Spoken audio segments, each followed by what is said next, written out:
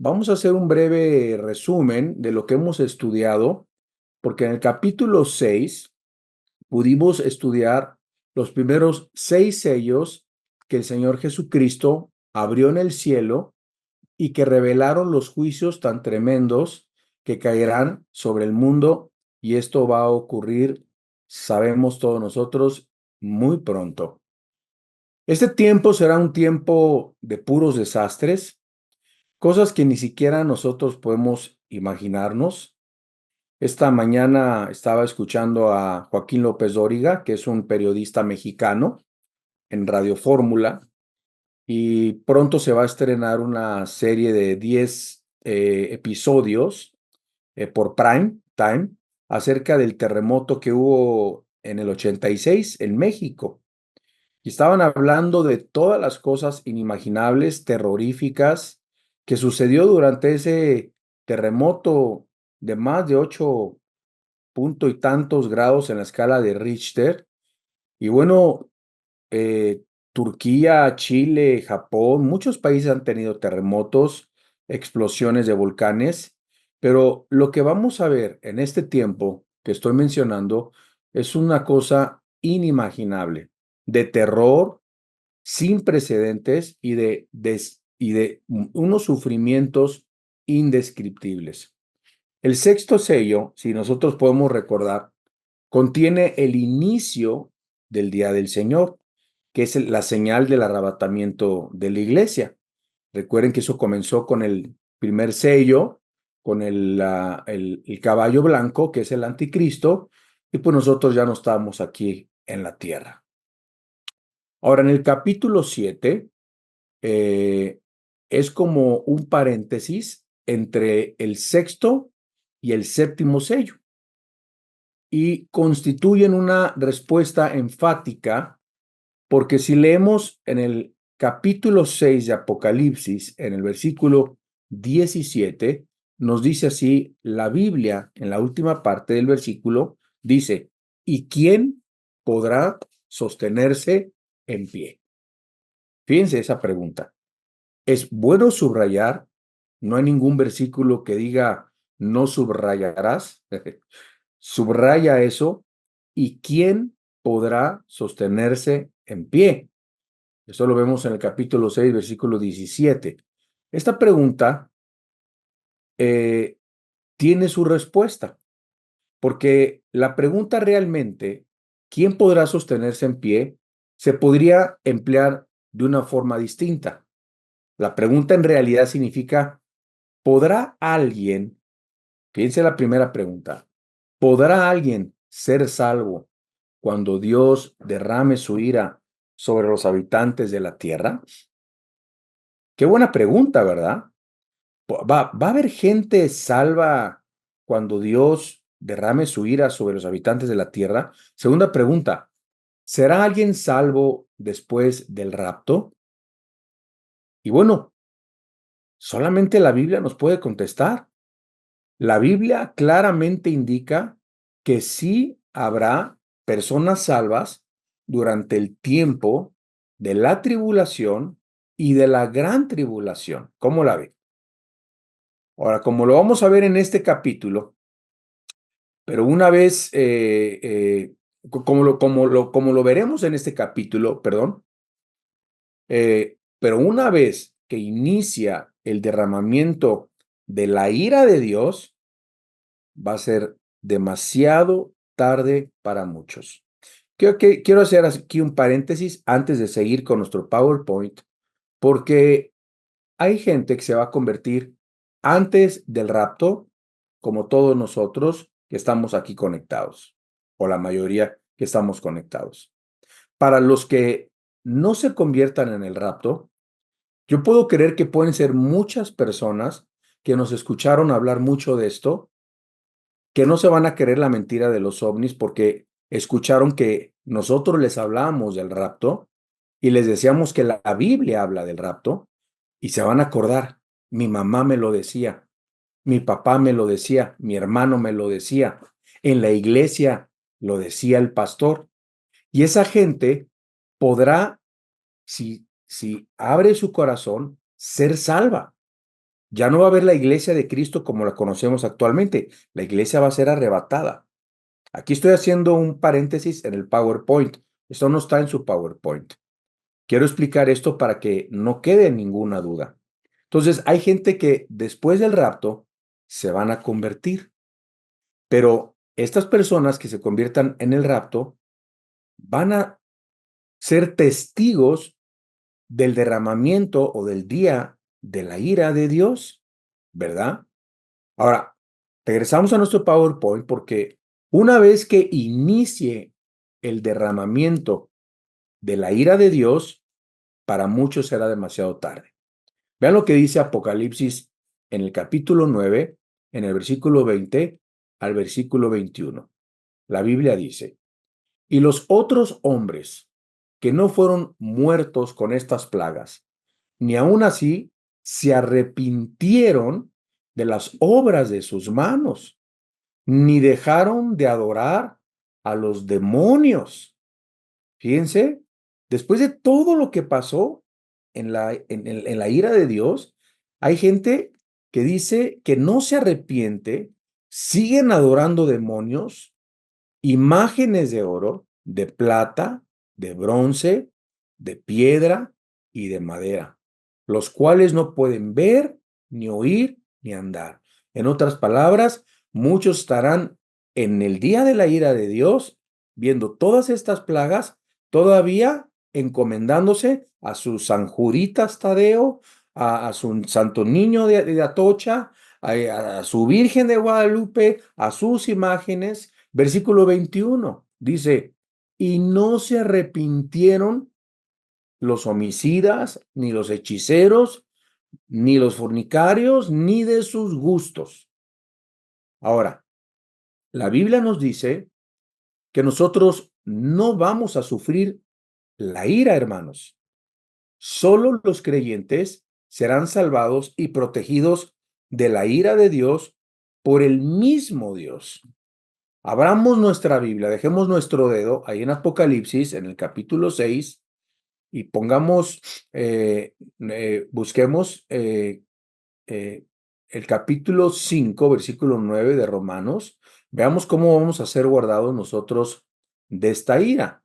Dice, Primera de Tesalonicenses, bueno, abramos Romanos 5:9, Primera de Tesalonicenses y el capítulo 5, versículo 9. Vamos a leer 3 versículos. Romanos 5:9.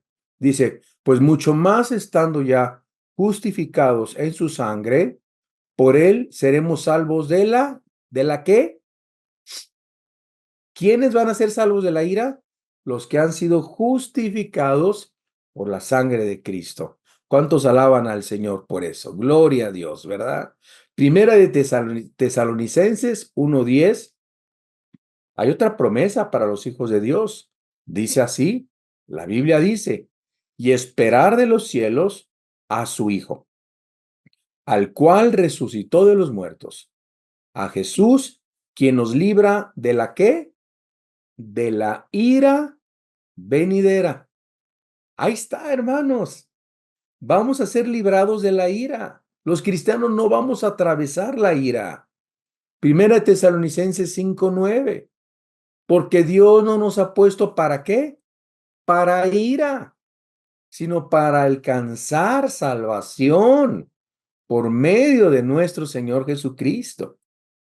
Y hemos visto en numerosas ocasiones en el Antiguo Testamento la mano protectora de Dios en medio de la adversidad y en medio de la tribulación.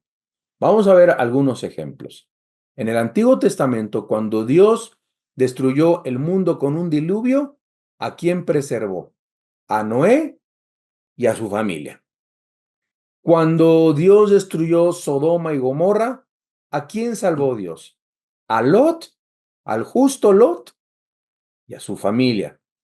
Cuando Israel y Dios derrumbó las murallas de Jericó, e Israel lo rodeó durante 7 días, 7 veces dando vueltas.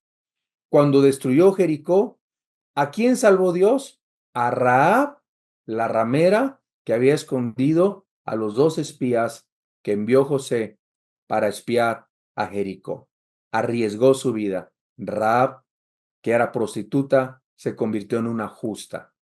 Cuando Dios destruyó Egipto, ¿a quién preservó? A la nación de Israel.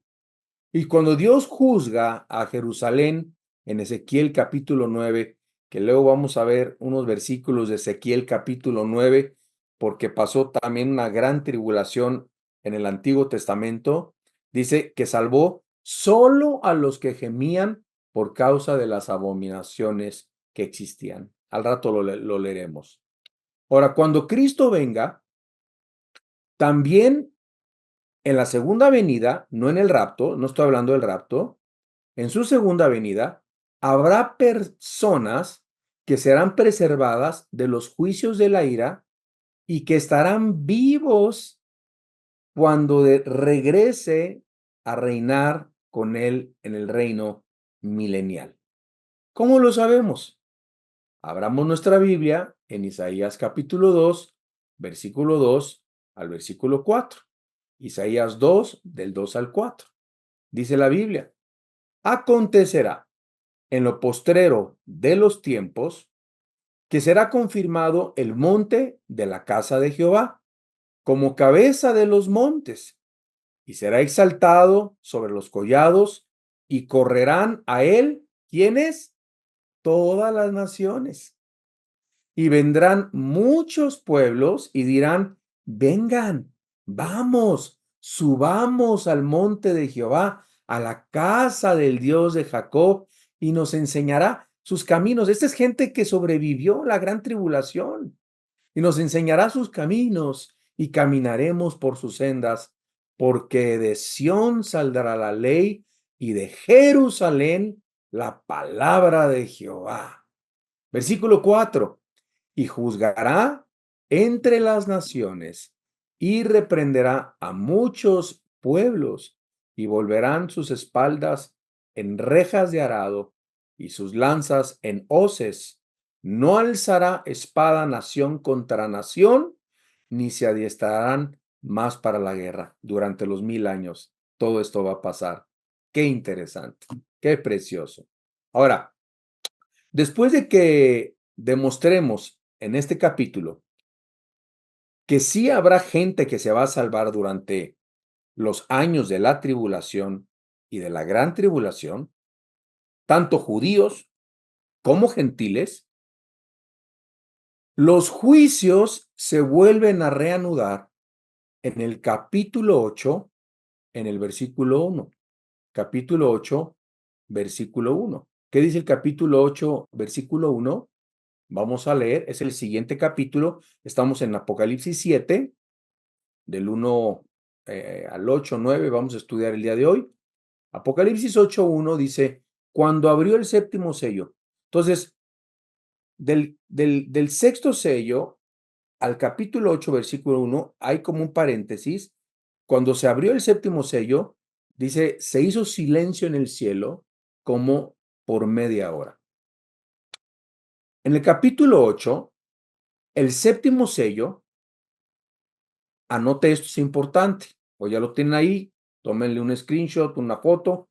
El séptimo sello contiene las 7 trompetas, y la última trompeta contiene las 7 copas, que son la segunda serie de los juicios divinos en contra de la humanidad. ¿Bien? Ok, hemos resumido. Vamos a ver esto, vamos a ver los convertidos en la tribulación, en la gran tribulación. Vamos al versículo 1, Apocalipsis capítulo 7, versículo 1. No se muevan de ahí, dejen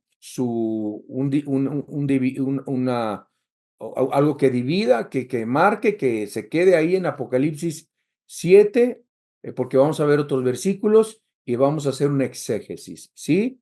De estos versículos. Apocalipsis 7:1, y vamos a ver número 1.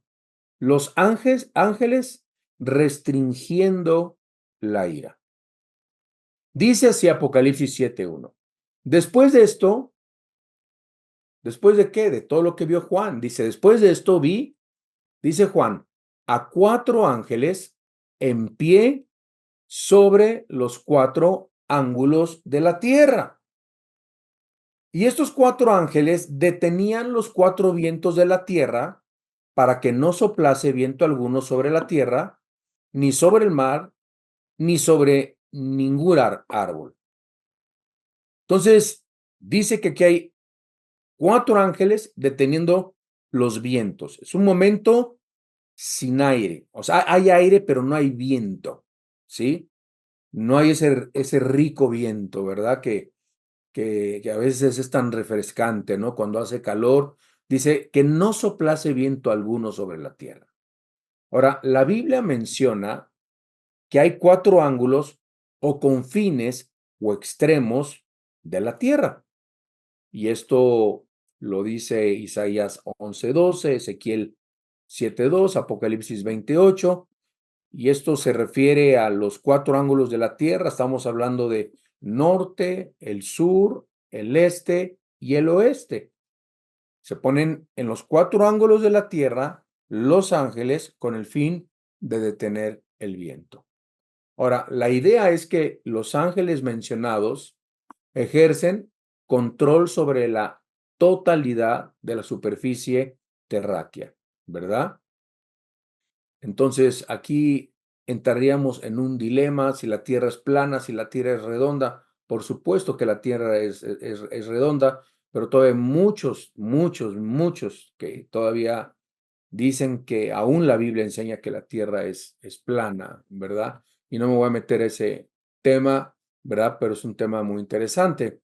Los ángeles en la Biblia son siervos de Dios, y en el programa de Dios los ángeles están asociados en muchas cosas en el servicio a Dios, pero también están asociados con los juicios de Dios en contra de la tierra. Esto lo podemos ver, si lo quieren ver rápidamente, por ejemplo, en Apocalipsis capítulo 8, versículo 2, nos dice la Biblia: y vi a los 7 ángeles que estaban en pie ante Dios, y se le dieron 7 trompetas.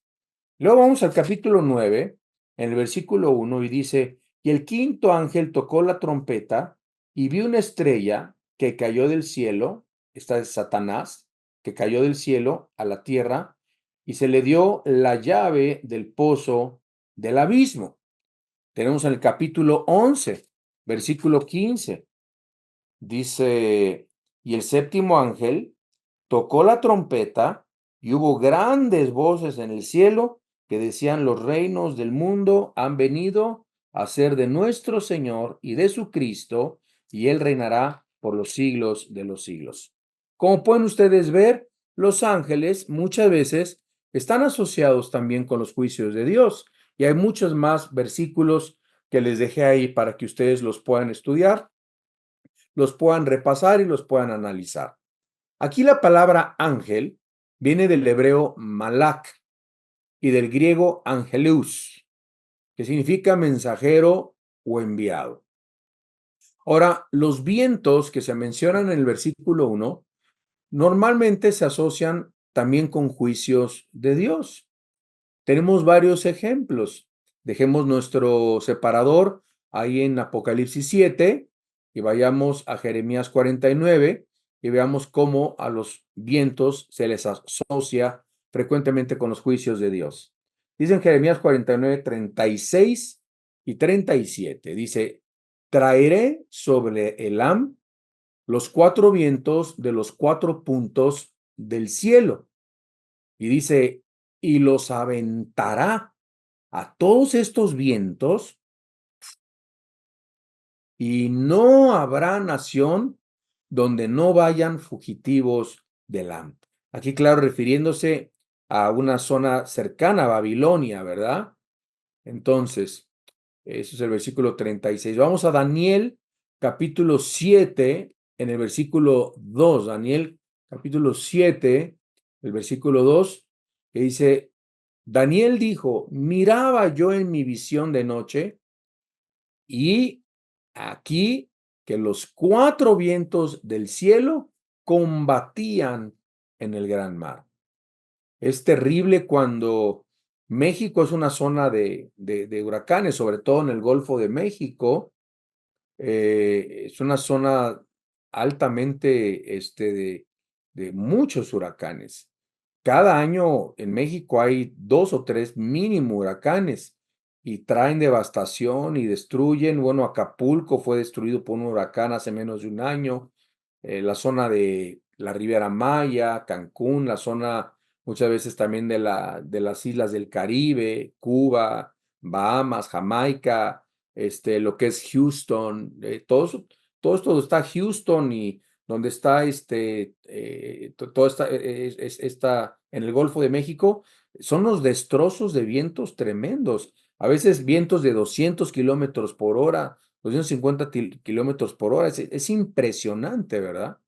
Sin embargo, aquí vemos solo a 4 ángeles que están echando a andar esta poderosa maquinaria. Son 4 ángeles. Acuérdense, vi 4 ángeles, dice Juan, sobre los 4 ángulos de la tierra. Esto nos lleva al punto número 2. Número 2. La ira restringida hasta que sean sellados los siervos de Dios. Recuerden que Dios detiene sus sellos, detiene Dios su ira. ¿Para qué? Para sellar a sus siervos. Leamos el versículo 2, versículo 3 del capítulo 7 de Apocalipsis. Dice Juan, vi también a otro ángel. Este ya es otro ángel. Ya no es uno de los 4 ángeles. Vi a otro ángel que subía de donde sale el sol y tenía el sello del Dios vivo y clamó a gran voz a los 4 ángeles que estaban en los 4 puntos, ¿verdad? A quienes se les había dado el poder de hacer daño a la tierra y al mar. Y les dijo, no hagan daño a la tierra, ni al mar, ni a los árboles, hasta que hayamos sellado en sus frentes a los siervos de nuestro Dios. Ahí está el del norte, el del sur, el del este y el del oeste. Viene otro cuarto, viene un quinto ángel y les dice, ¡hey!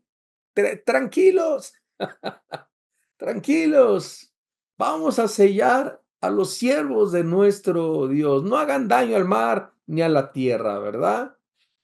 Qué interesante. Y luego dice aquí, la razón para la restricción de la ira es muy clara. Este otro ángel no se tiene que confundir con Cristo, no es Cristo este ángel, ¿sí? Porque la palabra otro, cuando dice otro ángel, aios en griego, está hablando de otro de los 4, un quinto ángel de la misma secuencia, otro en secuencia numérica o uno de la misma clase que los demás ángeles. Y también dice en el versículo 3 que usa la palabra hallamos. O sea, este quinto ángel se identifica con los otros 4 en la obra de sellar a los siervos de Dios. Entonces, vamos a ver qué está pasando aquí. El soberano Dios del universo está a punto de intervenir en un juicio sobre la humanidad. Viene el séptimo sello. Cada vez se está poniendo más terrible el libro Apocalipsis. Cada vez que lo leemos, más juicios y más juicios y más juicios. Pero Dios, antes de hacer eso, pone un sello de protección sobre un número, que lo vamos a leer más adelante, específico, que son de la propiedad de Dios, se identifican como propiedad de Dios, que Dios usa para evangelizar y predicar el evangelio, el mensaje de Jesucristo. Miren, yo encontré un ejemplo en el Antiguo Testamento idéntico, casi idéntico, al que menciona Apocalipsis capítulo 7. Lo encontramos en Ezequiel capítulo 9, versículo 3 al versículo 6. Abramos nuestra Biblia y veamos lo que pasó aquí. Ezequiel 9, del 3 al 6. ¿Están listos? Bueno, aquí quiero explicar que si leemos desde el versículo 2, no lo vamos a leer el 2, se habla de 6 hombres. Son 6 ángeles, hermanos. Son 6 ángeles. Leamos el versículo 3. Dice, y la gloria del Dios de Israel se elevó de encima del querubín, sobre el cual había estado el umbral de la casa. Y llamó Jehová al varón. Este varón era un ángel. Acuérdense que los ángeles pueden tomar forma de seres humanos. Este ángel, vestido de lino, que tenía en su cintura el tintero de escribano. Y le dijo Jehová, pasa por en medio de la ciudad de Jerusalén, por medio de Jerusalén, y ponles una señal en la frente. Y a los hombres que gimen y que claman a causa de las abominaciones que se hacen en medio de ella. Y a los otros dijo, oyéndolo yo, pasad por la ciudad en pos de él y matad. No perdone vuestro ojo, ni tengáis misericordia.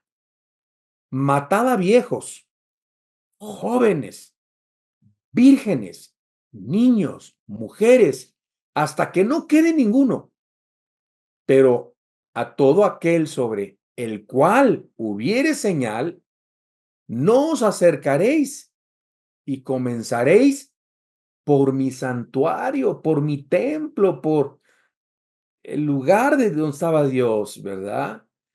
Comenzó por la casa de Dios el juicio. ¿Le relaciona ahí algún versículo? Hay un versículo que dice que el juicio comienza por la casa de Dios. Comenzaron pues desde los varones ancianos que estaban delante del templo, los que más religiosos aparentemente estaban. Entonces, Dios manda su juicio contra Jerusalén, manda 6 ángeles y dice a los que estén gimiendo por causa del pecado, a estos me los sellas. Regresamos nosotros a Apocalipsis. Vamos a Apocalipsis en el capítulo 14, en el versículo 1, y nos dice qué tipo de sello es el que Dios va a poner a estos 144,000. Apocalipsis 14, 1. Se nos revela que este sello dice, será el nombre del Cordero y del Padre. Veamos lo que dice. Después miré, y he aquí el Cordero estaba en pie sobre el monte de Sión. Y con él, ¿cuántos? 144,000 que tenían el nombre del Padre escrito en la frente y el nombre del Hijo. Yo no sé si va a decir Yahweh, Yeshua, no lo sé, pero así como pasó en Ezequiel capítulo 9, que Dios con el escribano, con el tintero, selló las frentes de los que gemían, la Biblia dice que Dios va a sellar, va con el nombre de su nombre, con el nombre de su Hijo, a 144,000 que van a ser cuidados, protegidos durante un tiempo por Dios. Nadie los va a poder tocar. Y esto no es nuevo en la Biblia, hermanos. La Biblia nos dice que usted y yo ya estamos sellados. ¿Cómo la ve? Usted y yo ya estamos sellados. Efesios 1:13, versículo 14, 1 Corintios 1:21, 22. Vamos a leer lo que dice Efesios 1:13 y 14. Abramos nuestra Biblia. Efesios 1:13 y versículo 14. Este sello que tenemos no es el de los 144,000. Digo, el sello que tenemos nosotros es para los que se van a ir en el rapto. Aleluya. Gloria a Dios. Dicen él también vosotros, habiendo oído la palabra de verdad, el evangelio de vuestra salvación, y habiendo creído en él, fuisteis, ¿qué? Sellados con el Espíritu Santo de la promesa, que es las arras, dice la palabra de Dios, de nuestra herencia, hasta la redención de la posesión adquirida para la alabanza de su gloria. Segunda de Corintios 1:21 dice, y el que nos confirma con vosotros en Cristo, y el que nos ungió es Dios, el cual también nos ha sellado y nos ha dado la garantía, las arras del Espíritu en nuestros corazones. Yo no sé si has oído mucho esta expresión, ay, ese varón está muy ungido. Ay, pásame de tu unción, dicen los cristianos, ¿no? Que se me pegue tantito de tu unción. Miren, usted enséñele 2 Corintios 1, 22, 2 Corintios 1, 21 y 22, dice la Biblia que todos los creyentes estamos ungidos. Aleluya. Regresamos a nuestra gráfica. Este ángel, en el versículo 2, Apocalipsis 7:2, dice que subió de donde sale el sol. ¿Ya vio? Apocalipsis 7:2. Dice que subió de donde sale el sol. O sea, del oriente, hermanos. Del oriente. Desde la perspectiva de Juan, ¿dónde estaba Juan? Juan estaba en la isla de Patmos. ¿Qué era el oriente? En la isla de Patmos. El oriente en la isla de Patmos era Israel. ¿De dónde salieron los 144,000? De las 12 tribus de Israel. Así es. Y esto nos lleva al tercer y final punto con el que voy a terminar. Número 3. Veamos quiénes son estos 144,000 judíos sellados.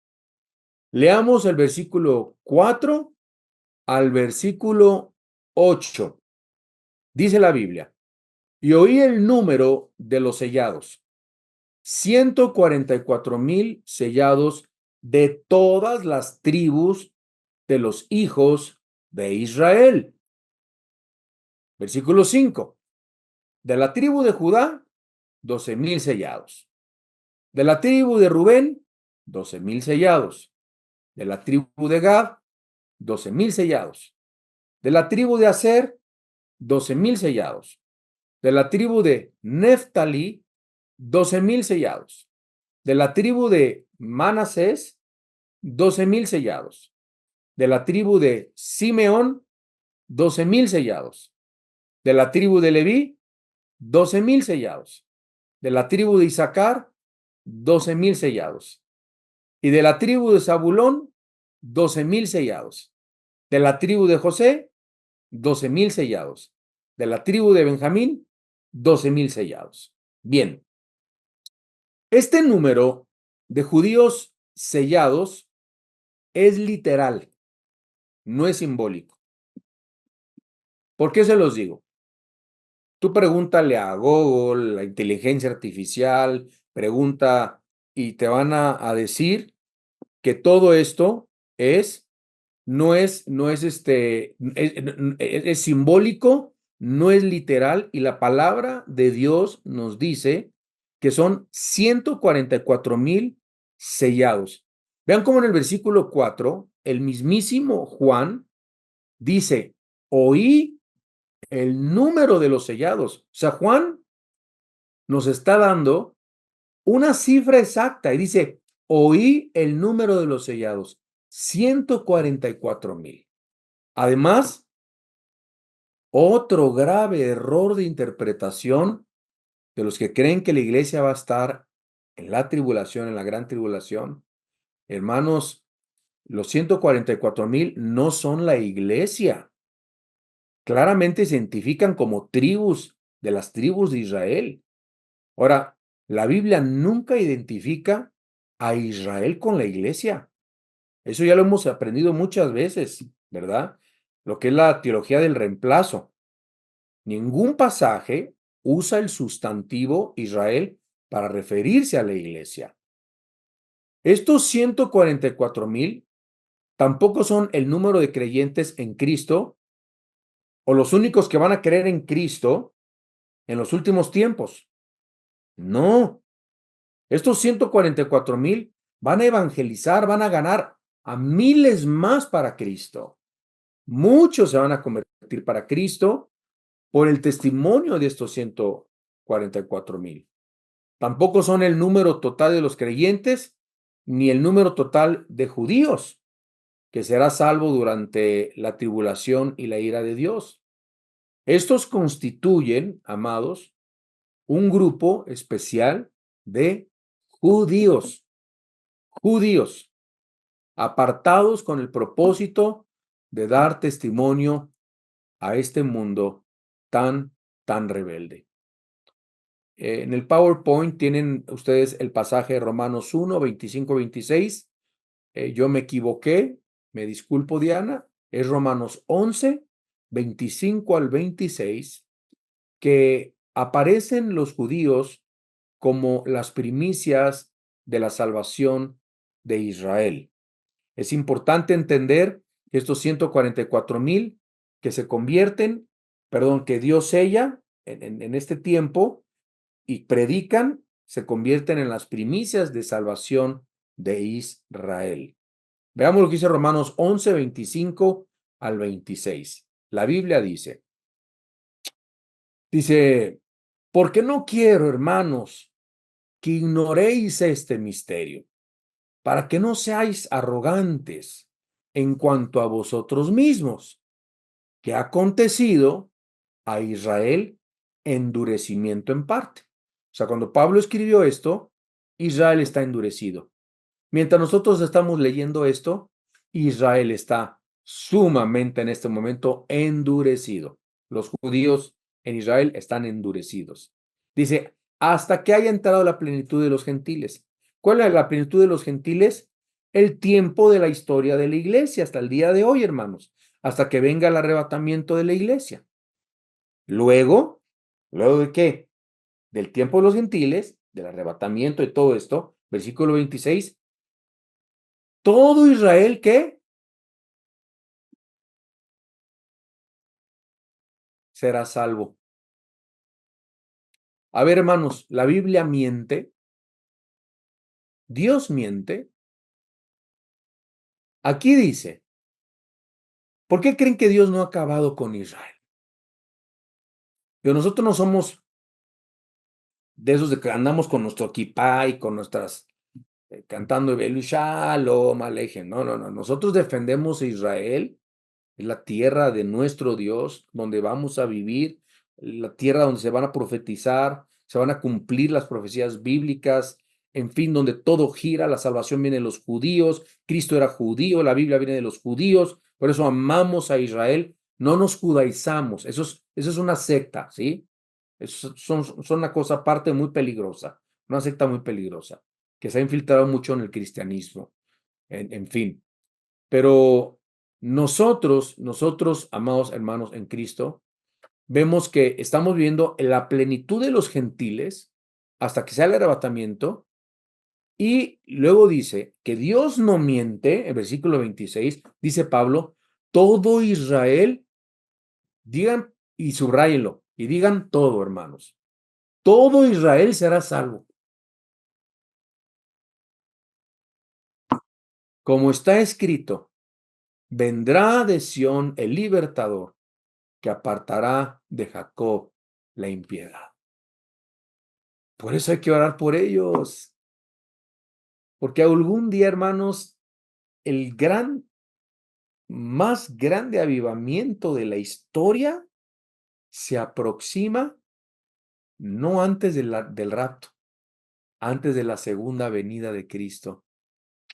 Y aun cuando el registro, revisamos a nuestra gráfica, aun cuando, porque muchos se preguntan, ¿qué pasó con las tribus de Israel? ¿Dónde están y cómo se va a saber? Y aun cuando el registro de las tribus de Israel se perdió en la invasión romana, ¿cuándo se perdió? En el año 70 después de Cristo. ¿Ustedes creen que Dios no sabe quién pertenece a cada tribu? Ahora, en los nombres de estas tribus, yo sé que me van a hacer varias preguntas. No voy a tener mucho tiempo acabando el estudio, Tenemos un compromiso también saliendo unos minutos después, pero si ustedes notan, no aparece la tribu de Dan. ¿Ya vieron? ¿Qué onda con la tribu de Dan? Hermano, también no aparece la tribu de Efraín. ¿Quién toma el lugar de Dan y de Efraín? A ver, si son observadores, ¿quién toma ese lugar? La tribu de Leví y la de José. Y aunque Rubén fue el primogénito de los hijos de Jacob, Jacob que luego se convirtió en Israel, Judá aparece en primer lugar. ¿Por qué? Por causa de que el Señor Jesucristo desciende de la tribu de Judá. Aleluya. Génesis 49:10. Apocalipsis 5:5. Rubén perdió su primogenitura. ¿Por qué? Como un castigo por su inmoralidad sexual con la concubina de su padre. Primera de Crónicas 5:1. Ahora, no se menciona a Adán. En lugar de Adán fue puesto Leví. ¿A qué se debe esto? Se debe que esta tribu se entregó a la idolatría en Deuteronomio 29:18 al 21. Y fue de las peores naciones de las tribus de Israel. ¿Sí? Jueces 18, Amós 8, Primera de Reyes, etc. Efraín es omitido también y en su lugar está Manasés.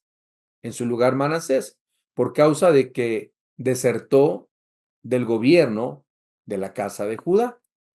Y al igual que Dan se entregó a la idolatría. Ahí están todas las referencias bíblicas para que ustedes las puedan ver ahí en su pantalla y ustedes puedan estudiarlo. Ahora, Manasés y Efraín, que eran hijos de José, fueron los hijos adoptados por Jacob antes de morir y ambos recibieron heredad junto con los demás patriarcas.